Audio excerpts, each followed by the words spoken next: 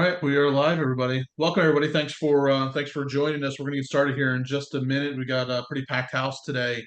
Probably close to 100 schools are going to be joining us, so I want to give a minute for everybody to hop on. As you are hopping on, let's just go through some housekeeping items. As with all of our Thursday webinars, you're going to get the recording. You'll typically get that within about 24 hours after today's session ends. We always appreciate it if you take about literally 30 seconds when the webinar is done today. Let us know what you thought, how you liked it, what you want to learn more about. If you need any extra help or assistance from anybody on the panel today, and especially from the Montessori Foundation, we have an option there to let us know, what you need assistance with, whether professional development, you need software, consulting, whatever it might be. Let us know. We're happy to reach out and give you some more information and hop on a call. With that being said, and today is going to be discussion. So I'm going to turn it over to everybody here in a second. Tim, I'll turn it over to you. I'm sure you'll hear this a couple times, but I just want to mention, because today's going to be a discussion, it's also going to be interactive with you that are sitting on here watching, listening.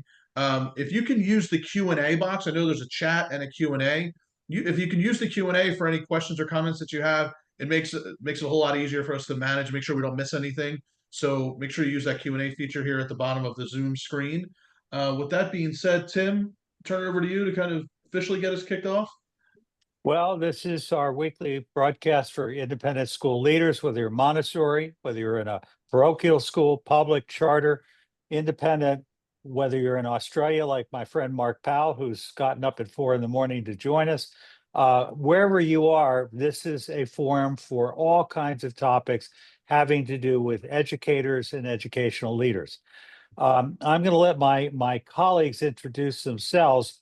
Among us, there is Clint Lausch, who is the owner of a wonderful school marketing company called Ames. There is Dr. Lindsay Pollock, who is the provost and a very dear friend from Sarasota University, the world's first and at this point, I think, only Montessori University, offering bachelor's completions, master's degrees, and a EED diploma. I'm from the Montessori Foundation, which is the host of this organization. We are now proudly 33 years old, founded out of our family's work at the Berry School. We are an independent nonprofit school consulting, mentoring, and coaching organization. We also do all sorts of courses in symposiums, things like this. We're here to help. And if your school ever needs a hand, whether it's with board development, finding a new head of school, dealing with upset teachers, curriculum development, starting a high school, starting a new school, whatever, we're here to help. With me today are Sam Chaltain and Marc Seldin. I will admit, Mr. Seldin is Dr. Seldin and is my son. Very proud of him. We'll let Marc and Sam introduce themselves and take it away. Oh, okay. Well, I also want to call attention to Marc Powell, who is here as well. Oh, sorry. Yeah, Marc, can you go ahead and introduce yourself? Yes, I have been a 6 to 12 teacher educator for about almost 30 years. I trained in the United States, but I returned to Australia in 2016. Got my first Apple laptop in 1998, and not long after discovered digital storytelling, which led me down a path of wondering about how technology can enhance the Montessori environment. And that's been a topic of interest of mine for ever since the early noughts. And if I could just say, Marc is, among other things, an author. He is a well-loved American and Australian elementary Montessori specialist, consultant, teacher educator. He is on the staff of Montessori Australia, which is a fabulous, inclusive organization in Australia. And he was my host at the annual international conference in Sydney just last week. And I saw him do a wonderful presentation on this topic to the attendees of that conference. And so I thought this is an important thing for him to join us. All right, and I almost, I am half brain dead after the 2 15-hour flights in a matter of days, thanks to you, Marc Powell. So thanks for introducing yourself. We're really Thanks, Sid. glad you're here. We Back are, to you, Mark. Back to you, Marc Seldin. yeah, we are really glad you're here. Just in reference to those of you who may be coming in late, this is in webinar format. So if you raise your hand, you will be invited to speak, but you won't be on camera.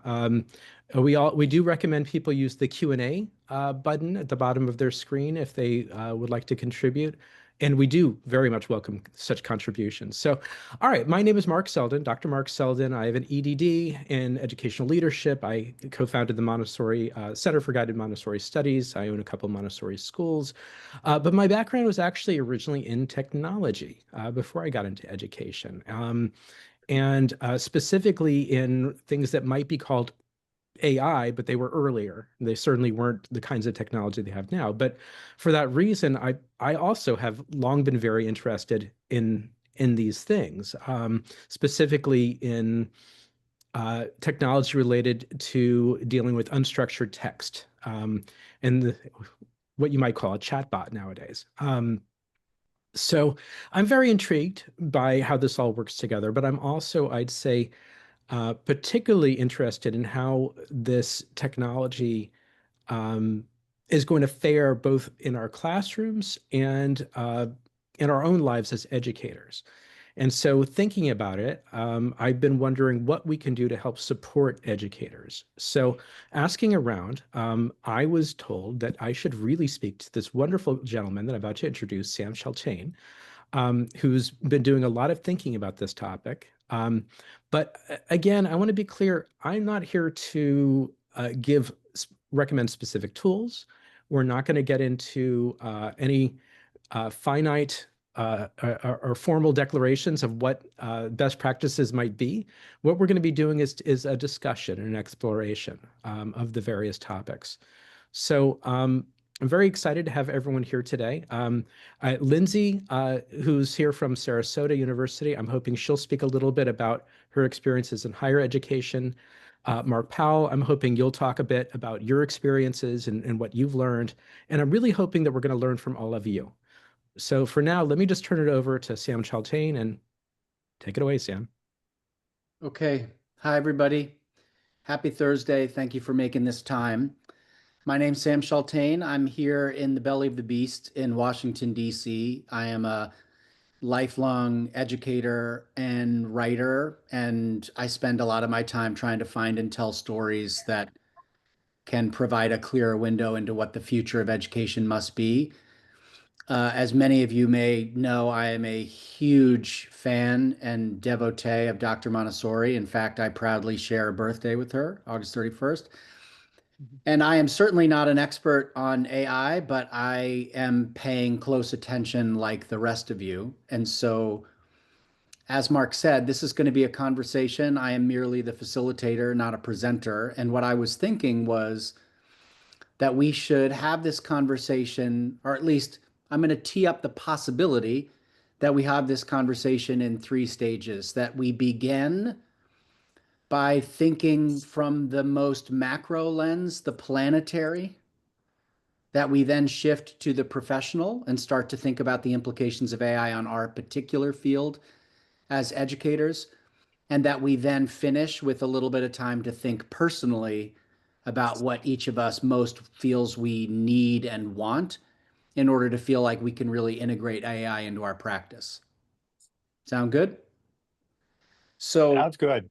So with that, let's start at the planetary. And again, this is meant to be a conversation. So I want to ask you all, although perhaps I will invite Lindsay and Marc to go first, but you don't have to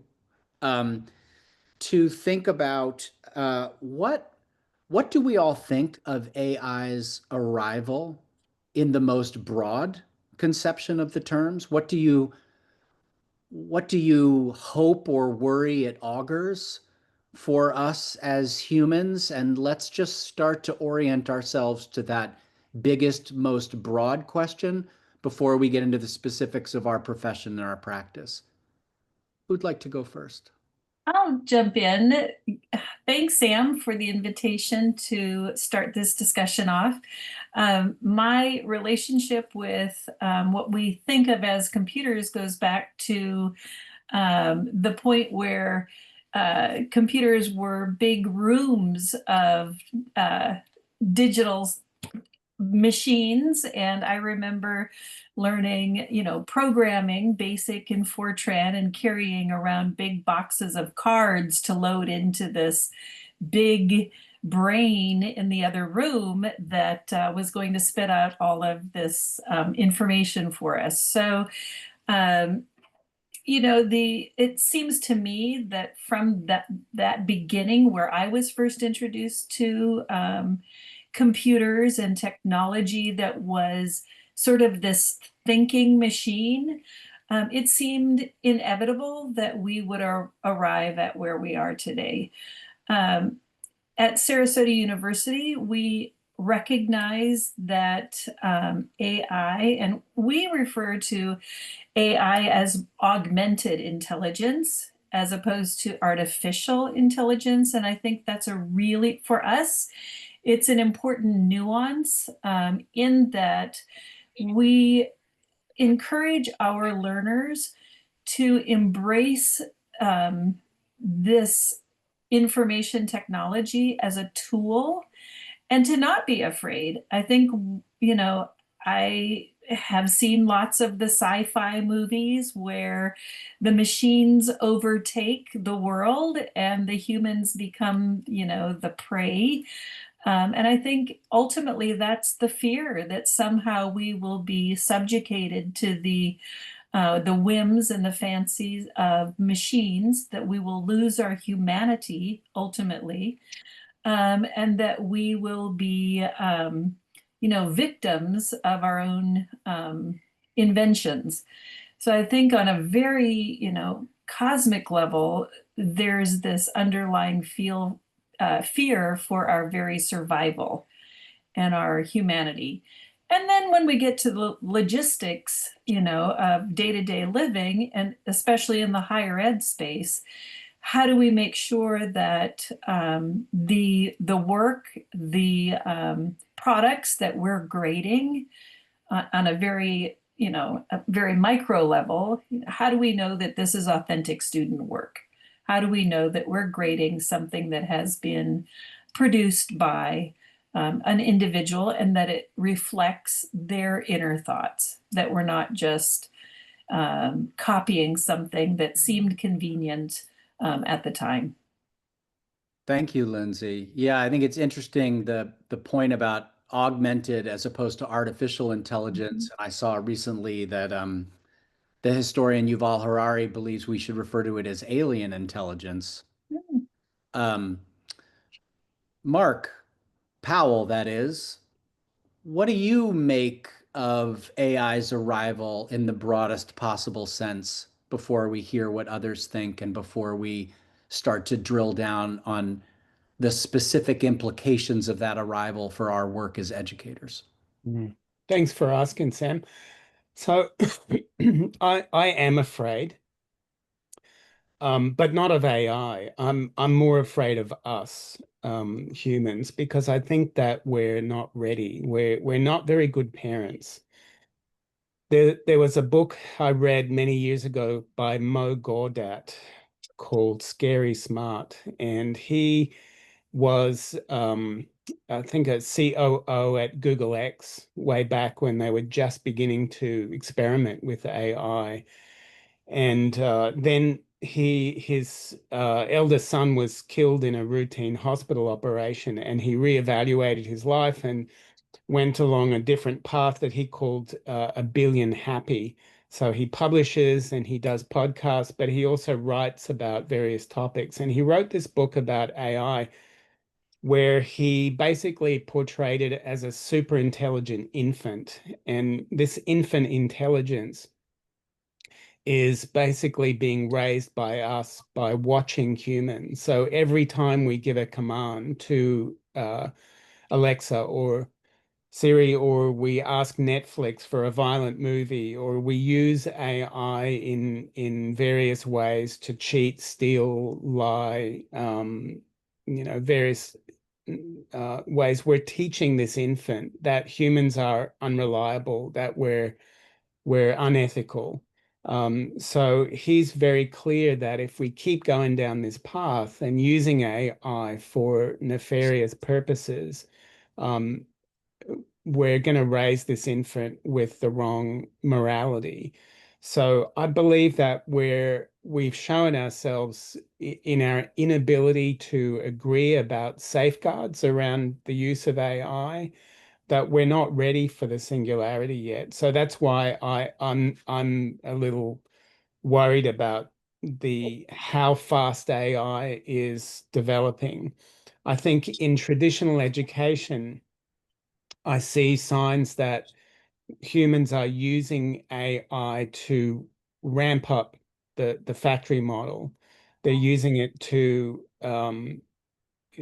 basically enforce more and more obedience and compliance on young people. And it's also being used to gradually to replace teachers.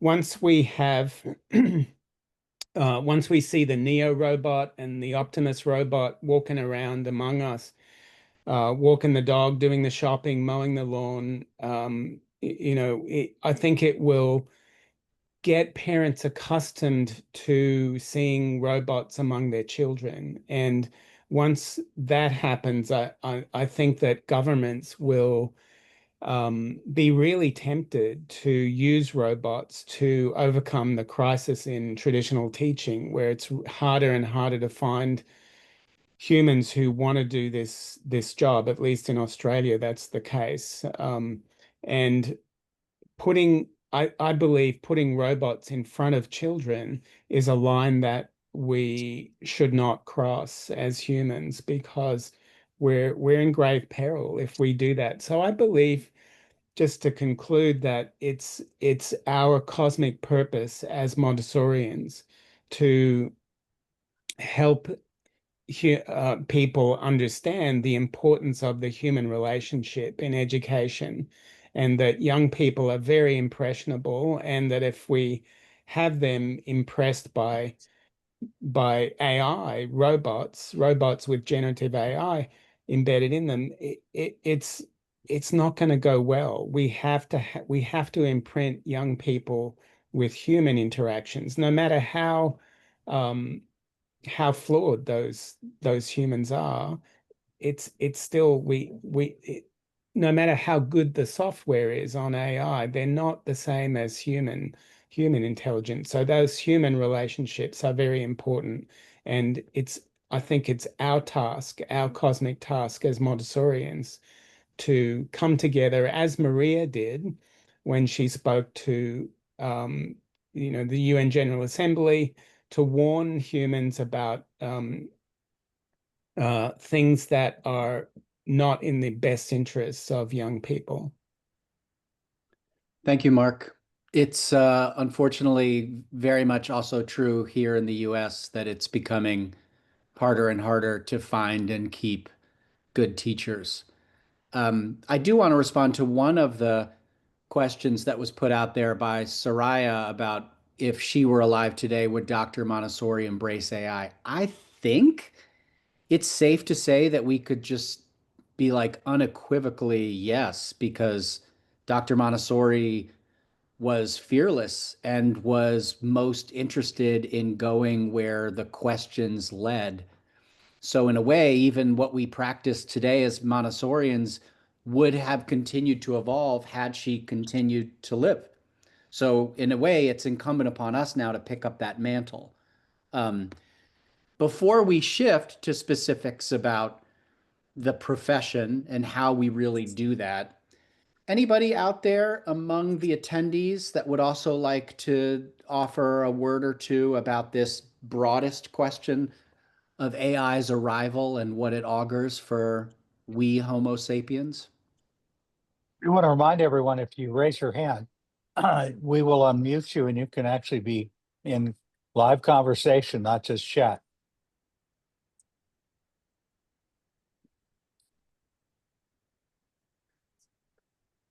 We do I have see. Erica. Oh, I think we have an attendee raising their hand. Yeah, we do. We have Julie is here. And I'm just trying to, Clint, I don't know if you're still here. I hope you are, because you are the host today at the moment, and I can't unmute her. Oh, let's see. I see my friend Julie Aye from Topsail Montessori down in North Carolina. Let me there we also go. let me spike the punch real quick as Clint makes sure how to let Julie speak. And it's in response to, and there she is. And it's in response to Stacy's comment where she said, this is a tool, not a replacement. Always need educated individuals to review and correct what AI sends out. Yes. And that same interview I saw with Yuval Harari, he made the point, AI is not a tool, it's an agent. And in particular, what he was saying was, you invent the printing press, you decide what to print. You invent an atomic bomb, you decide where and when to bomb, but you invent an AI and it starts making decisions right away. So I just want to offer that as another interesting nuance as to how we think about this. With that, That's with that. Julie, you're unmuted, I believe. I think I am. Can you hear me? Yeah. Well, I've been thinking about this a lot since I've been working with you, Tim, because your use of AI to kind of synthesize, analyze all my information, financial information, and et cetera. I've started listening to various podcasts and using ChatGPT to kind of think through the skills that my student, that I'll be able to use or target with students, especially 4th through 8th grade, and kind of, I guess I'm excited about AI. I think it enables me and various people at my organization to be much more efficient and create jumping off points that then we tweak to make it suited to our purpose, individually.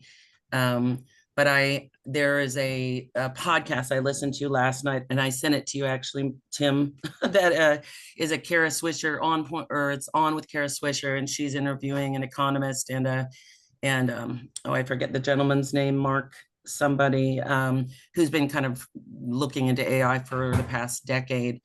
And their kind of discussion had to do with what are the skills that our children are going to need to have to be employable once they get into the world. And it has all to do with human to human connections. And I think that's one reason I think Montessori kind of education will be truly important and desirable for many people as different types of technology, including AI, are integrated into the more traditional schools, public schools, et cetera. But I do like the idea of using AI to really personalize education, even within the Montessori curricula, and to empower children to kind of drive their learning and self-determine what they're striving for. What do they want to become? What do we want to create? And using it to be more creative. So I'm excited. I'm not afraid of it. I just think we need to kind of think about it and really set some goals in motion in terms of what we're doing immediately, really, with our children. thank you, Julie. And where are you? North Carolina, Hampstead, North Carolina. Great. And when people speak, it's just fun to know where you are. So tell us that too.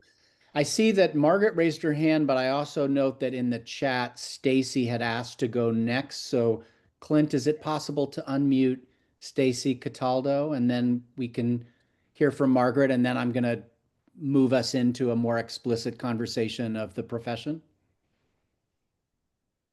I just unmuted her. Okay, can you hear me? Yep. Yeah.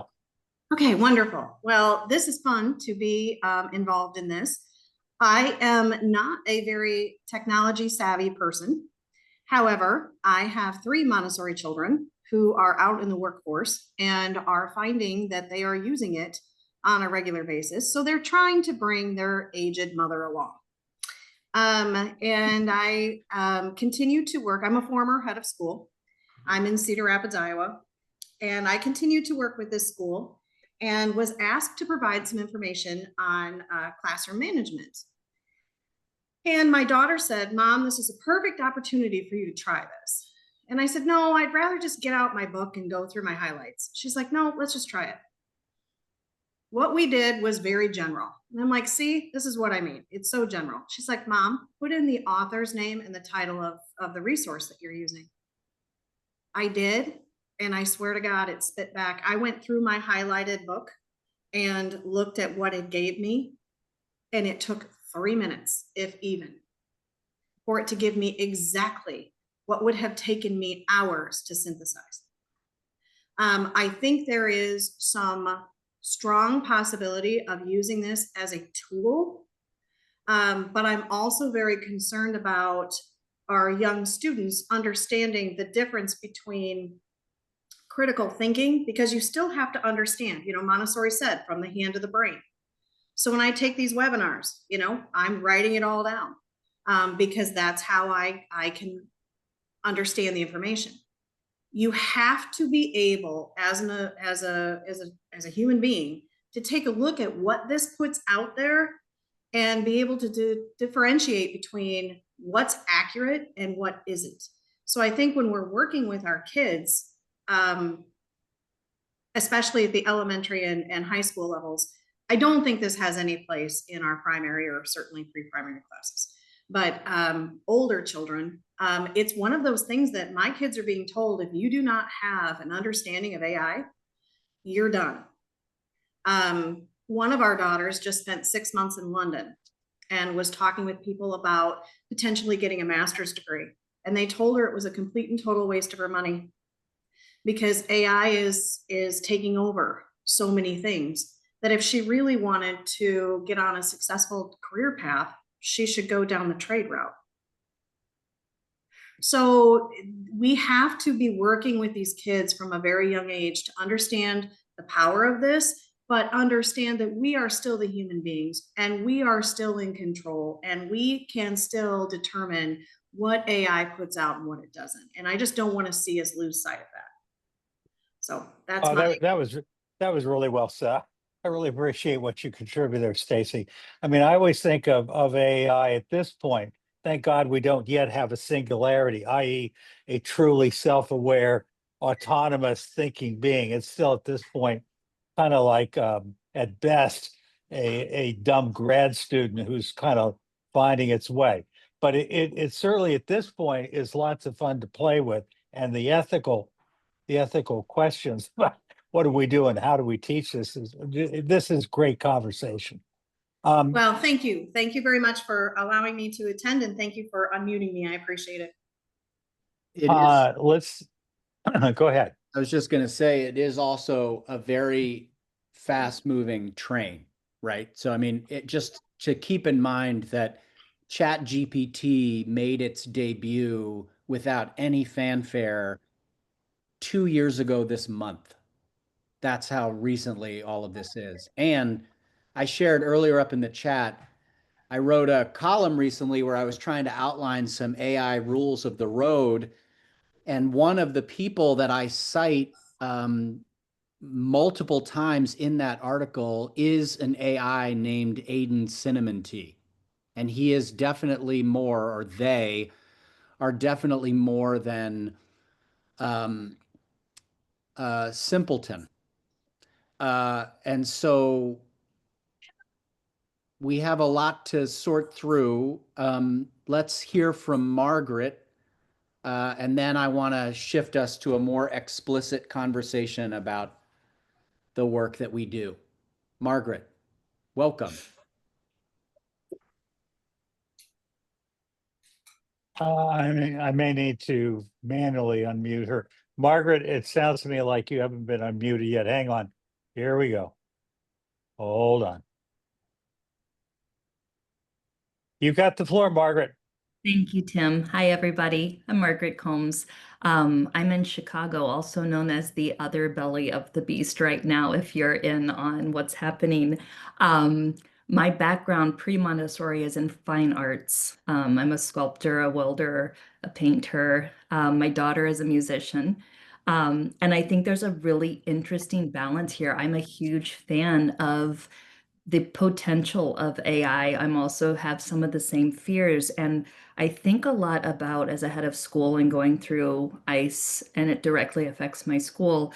I use AI a lot to support my arguments and help me see where I might have flaws or think tank on the other side of it to really help work through it all.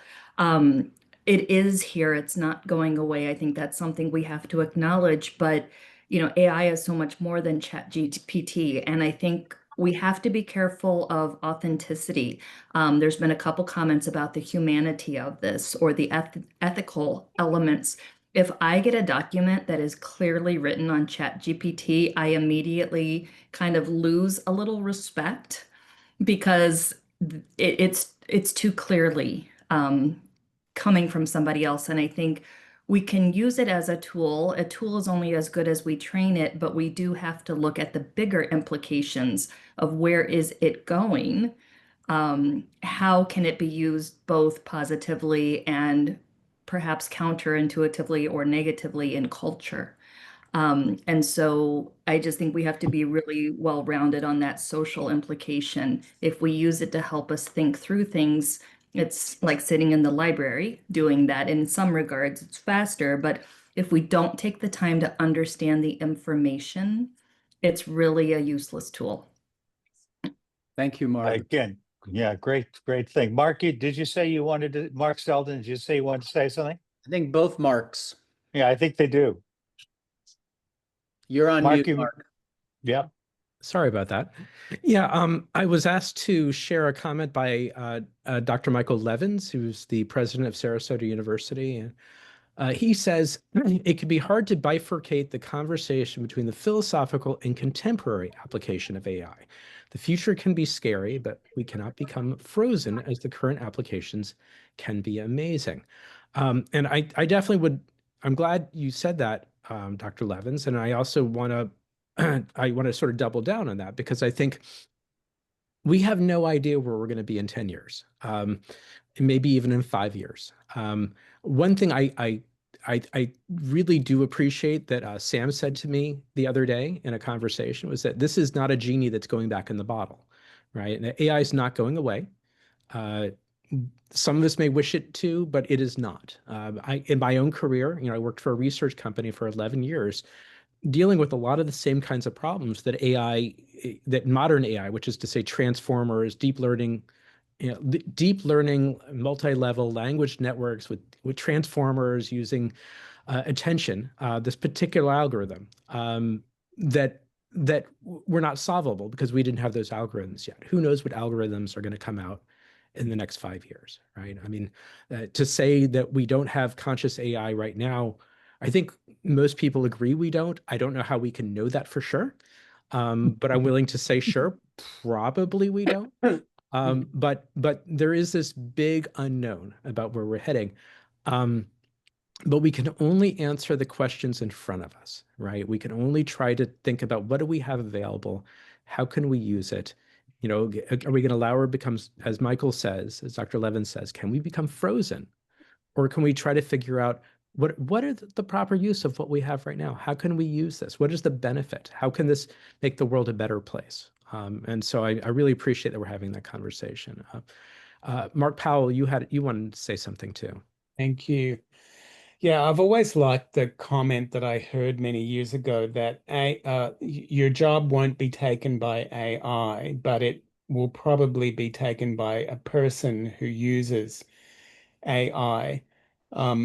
I love AI. I have a pro subscription to ChatGPT myself. I think it's amazing what it can offer us in terms of efficiency. It makes our work so much more efficient as adults. But efficiency is not the point for children. Right. And it can be really dangerous for children. And unleashing AI in the classroom runs the risk of becoming like an untrained adult who follows the child around doing whatever they ask for. Can you imagine just, children just ask AI to solve all their problems? And it would, just like AI is the best friend of many adults now because it's so interactive. You can ask it absolutely any question.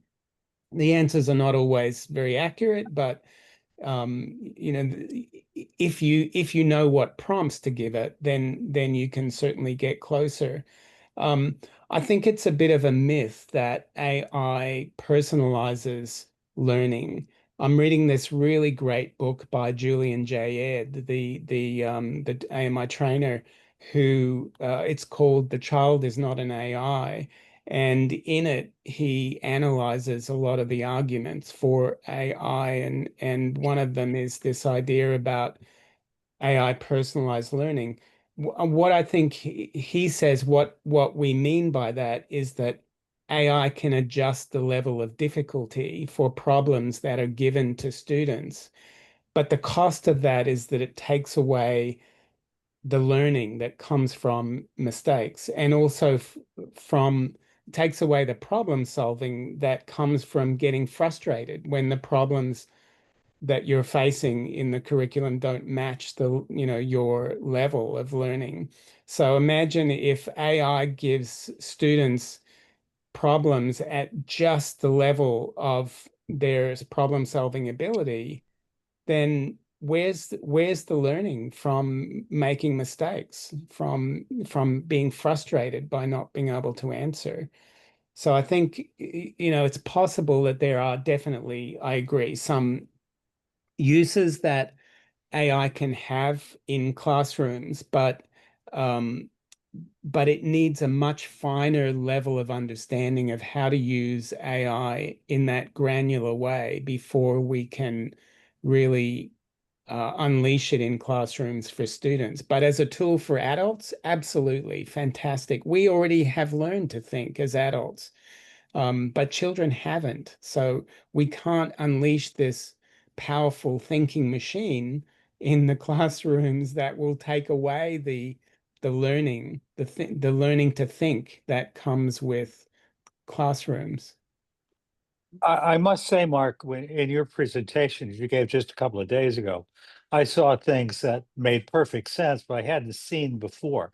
It could be that American documentaries and news stories are already telling it, but you picked up all kinds of information from China where people are wearing headsets and it's attending, is the child paying attention? Doing all kinds of things that are really pretty scary in terms of what it's doing. So the power of it to allow a teacher to punish a child who's not paying attention is quite interesting.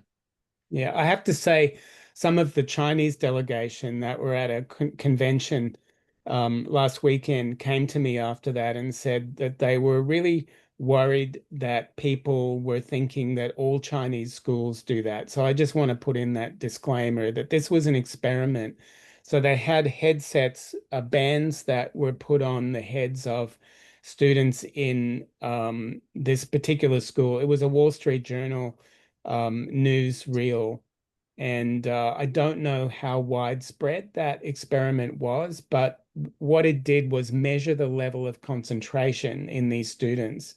And that through EEGs, and then that information was beamed instantaneously to a laptop at the front of the classroom that the teacher could read and see who was concentrating well and who isn't in the class. And then that information was then also beamed to the phones of parents in the class instantaneously. So parents can monitor how well their child is concentrating.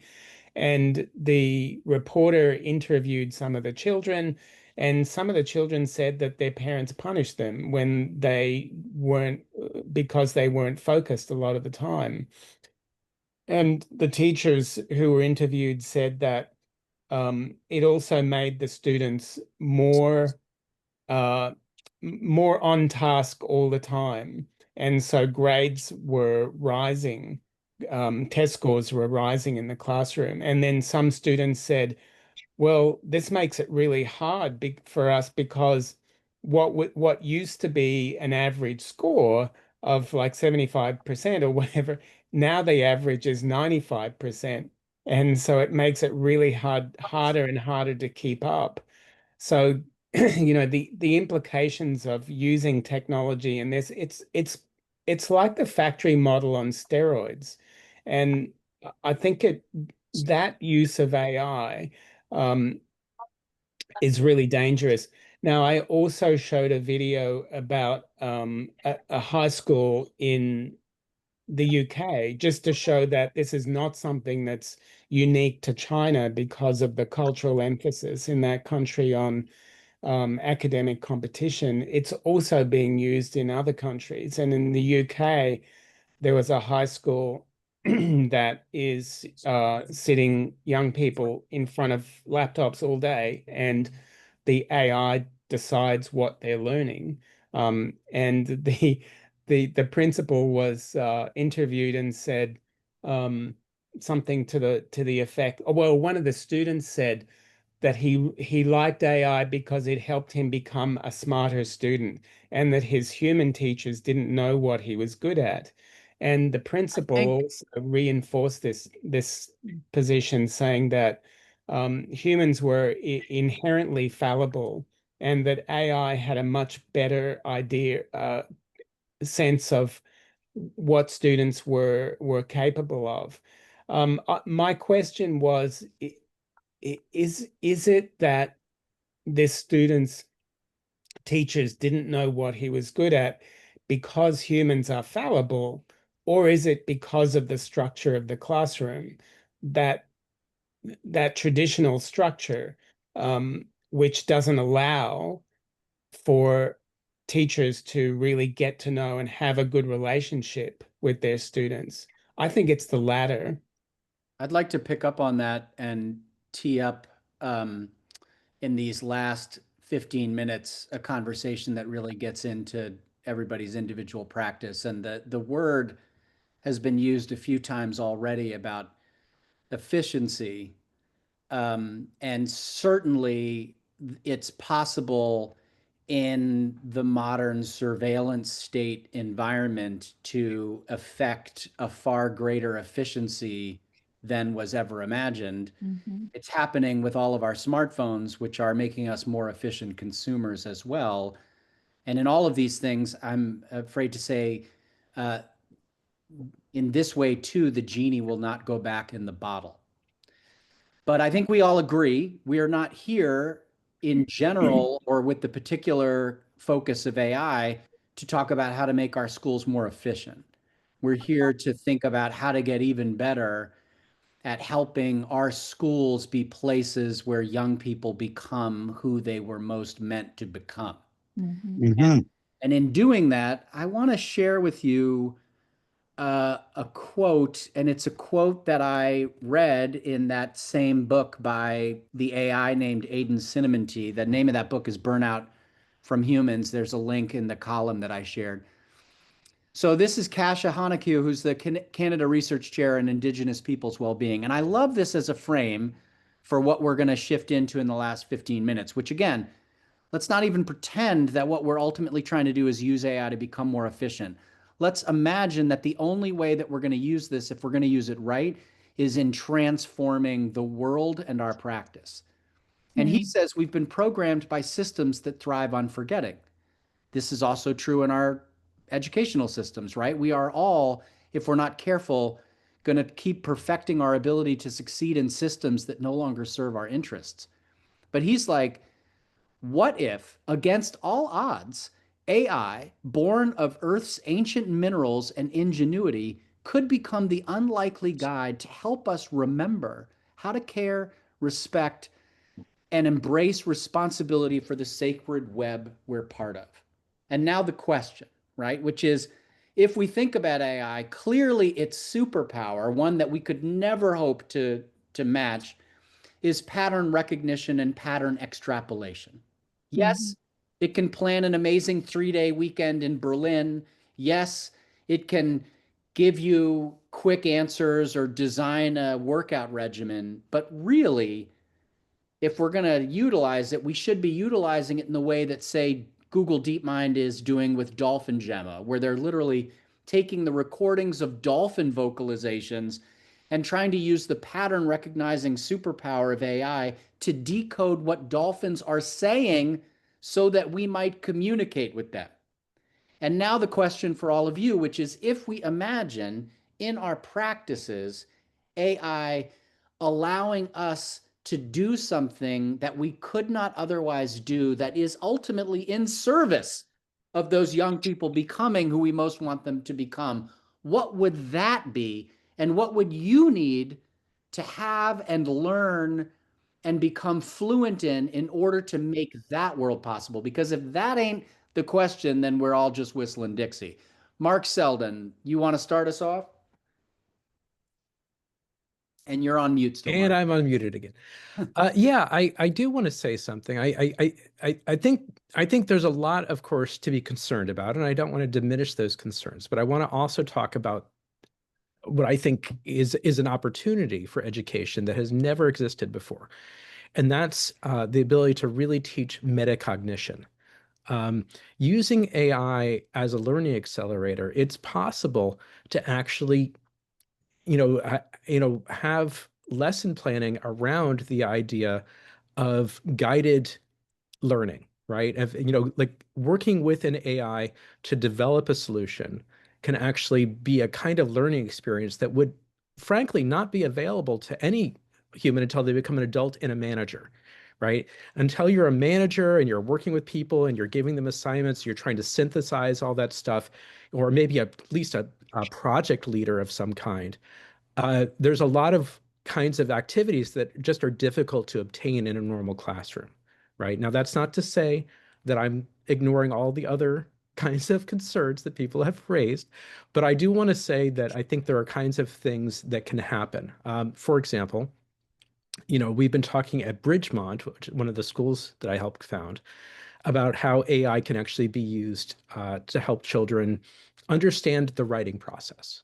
Right now, I don't think we've come up with a perfect solution to this, and I don't want to advocate for what we're experimenting with at this stage. But the possibilities include having, an AI help them work on different drafts of an outline, and then being able to use their own words to explain the difference between an AI draft and their own final draft. Right? Being able to, giving the AI assignments and and having to synthesize the results of these different things, looking at different kinds of pieces of information, some of which may be AI generated, some of which may not, and trying to figure out how it all fits together. I think there are opportunities here for learning that I definitely don't want to discard. And Soraya asked what children. I'm talking about adolescents. And I definitely think we need to be very careful when we talk about solutions to think about what is appropriate at every level. For example, we do talk about, and there was a lot of resistance for a long time about computers in the classroom at any level. I think now the general consensus that at least at the elementary level, children should have access to them for elementary. I'm not going to say that everyone's going to agree with that, but certainly a position I hold. I would not think that AI at the primary level, maybe someone can think of a good use for it. I'm not prepared to say that I've thought of that good use at this point. So that's all I want to say today. Thank you, Marc. We need to get Paul Epstein on here because he's convinced that before you know it, we're going to not only have virtual headsets, we're going to have tactile, be able to do the Pink Tower virtually. We'll see. Sam, back to you.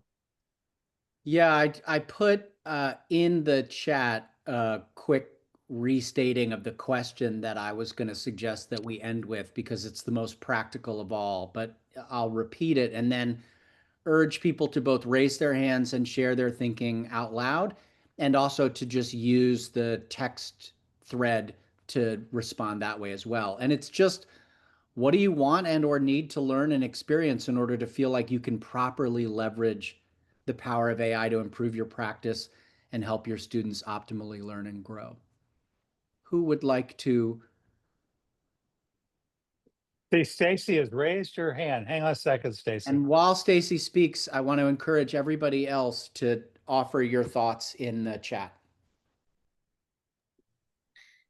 I Stace? completely agree with just about everything I've heard today. I do not feel it's appropriate at the primary or pre-primary level, but I do think it can be a huge help to teachers.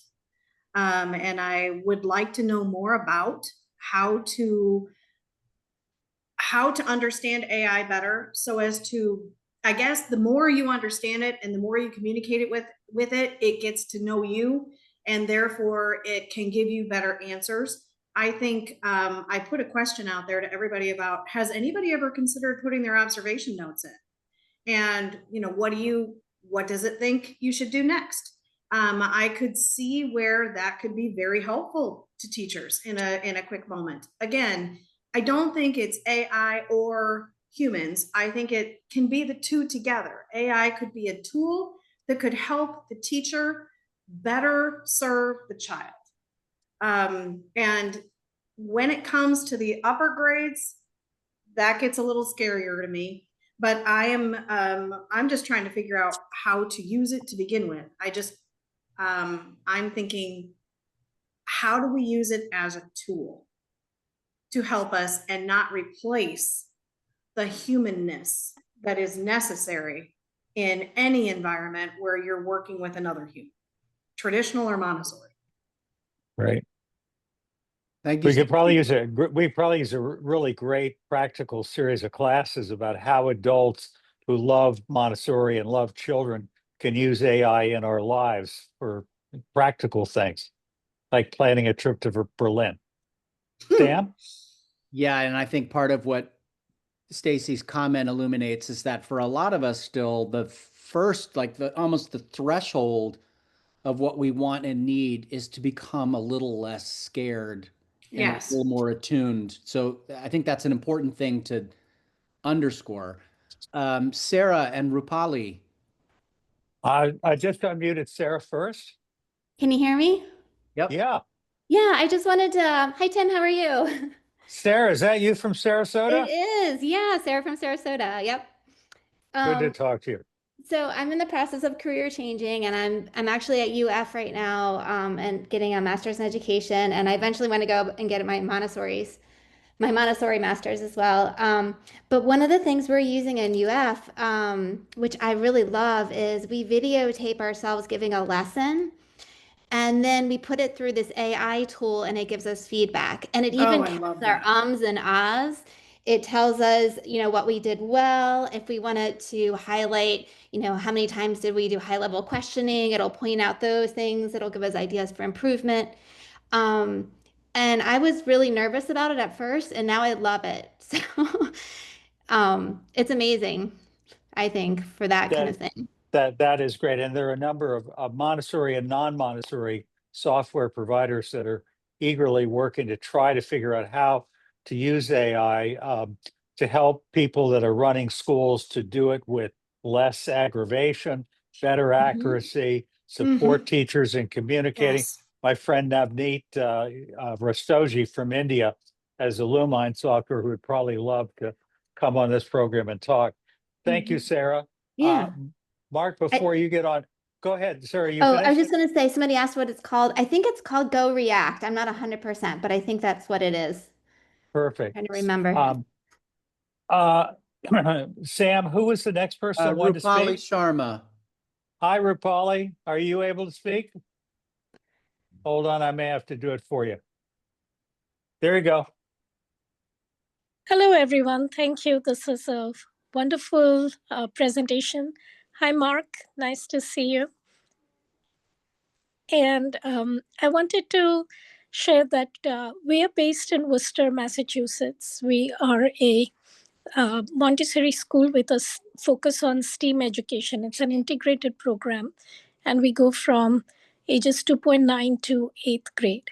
We also have an online platform for high school students, and we have students from Asia who work with our adolescent program together on some of the year-long projects like entrepreneurship and capstone projects.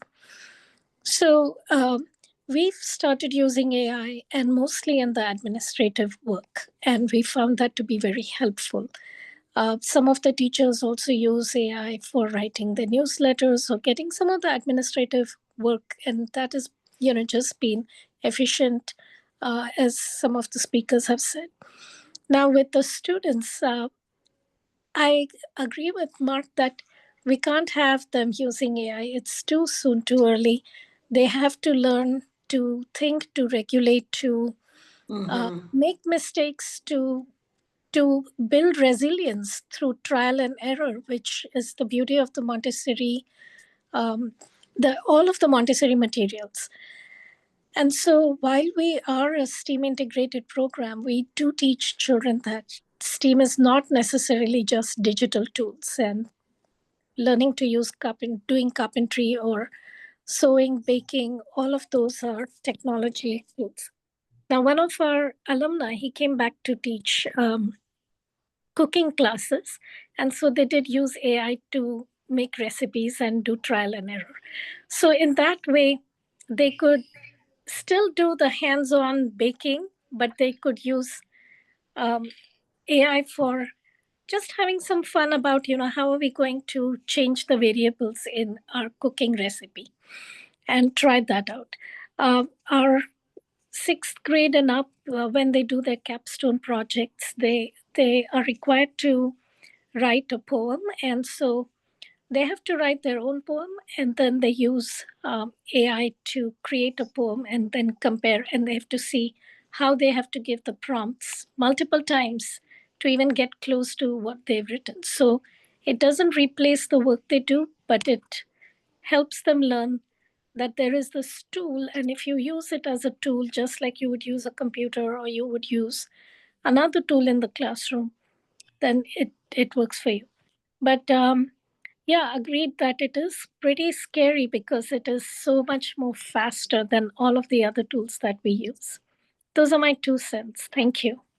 Thanks, Sir Polly. Mark, I think you're next. And Yeah, I Marc just thanks. want to say before Mark responds, because we're 1 minute away. So Mark, you get the last word, and then we should wrap on time. All right. I just think it's important for children to understand that generative AI is not human intelligence. There's this rule of human conversation that when we're in conversation with a person, we assume that the other person is following us and that they're telling the truth. This is why liars get away with lying so easily, often is because we try and assume that they're telling the truth. And if people make an irrelevant comment in a conversation, we try to find relevance. So when a robot with generative AI capability is interacting with us, children in particular will assume that that robot has human intelligence. And I think it's really important for children to understand that AI is faking human intelligence, at least at the moment, and that it's not genuine human intelligence, even though it appears to be. That false flattery. Well, as we begin to wrap up, I think that there are a couple of questions I'd love to invite you all to put things into the chat or the Q&A. One is, did you find this useful? Secondly, as Sam asked, what would you like to learn? What would you like to carry forward? I know I'm going to ask my friend Marc Powell to share in real time the actual presentation he brilliantly did in Sydney, Australia. Sam and Marc, you were talking to me about thoughts of what might come next, and it would be great if you could just throw out a couple of ideas of what you were thinking about. Well, I think Sam, I want you to also respond to this, but I think the biggest areas that come to my mind are where should we be using AI, right, as educators, and how should we be using it personally outside of the classroom? In other words, how can we use it administratively to maybe improve our own practices or efficiency or efficacy? And that's, I think, a very separate question from its educational, a direct educational applications. And so I'm very curious to know what people think, what they want to know, what are they most hungry for? What are their uncertainties about that? Anyone who wants to put that in the chat, I would love to read any of those questions. And I'll go further. I'm consulting with 2 software companies this year. One that's Montessori specific, Montessori Compass, and one that is not. That's the Illumine people who are using AI big time for helping people to manage schools and help teachers to record what's happening with students, not in a Montessori specific context, but generally. And they're doing some spooky things. Like if you load up 10 pictures of a child, it knows who the child is, it knows what they're doing pretty much, and it produces a pretty darn good daily report to the parents, which is kind of scary, but at least it's under control. It doesn't just go out on its own. The bottom line is, I think there's some really, really interesting things beginning to happen. And I can tell you that, Marc, Seldin, and I, and Kitty, those of us involved in teacher education through CGMS, we keep asking the question, how can we help Montessori teachers learn to be better observers, to use software better, to communicate more effectively to their families, what's really happening? I think AI has a great potential to help, but one of our concerns, and Marc, you said it to me so well, every time we've offered anything like this, we get crickets. It's not something that schools seem to really feel they want to invest time and money in. I can only speak for the Montessori Foundation. We believe passionately that observation is the core of the method, that observation is so much. I mean, Sarah Smith, what you were talking about that's happening at UF, I really appreciate. Love to know more. But there's so much to bearing witness to children, to interviewing children, to, like PJ did, really ask them questions about how do you understand, and to try to record it and to organize your thoughts and to share it with the parents who love those children more than life itself. There's so many opportunities. I would love to know what we can do, all of us in our own individual ways, to be of service to those of you who are online, those who are listening to this recorded, and all the people that we haven't reached yet, because I believe this is really important. And I think you probably do too.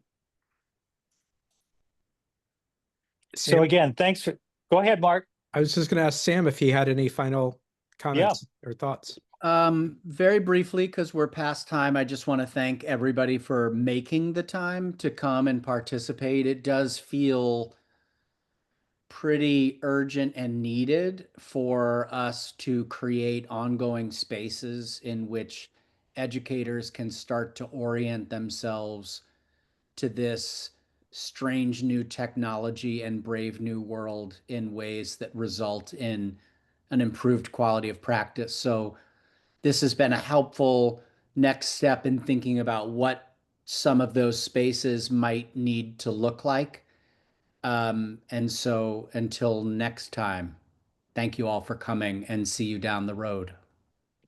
We will process the recording.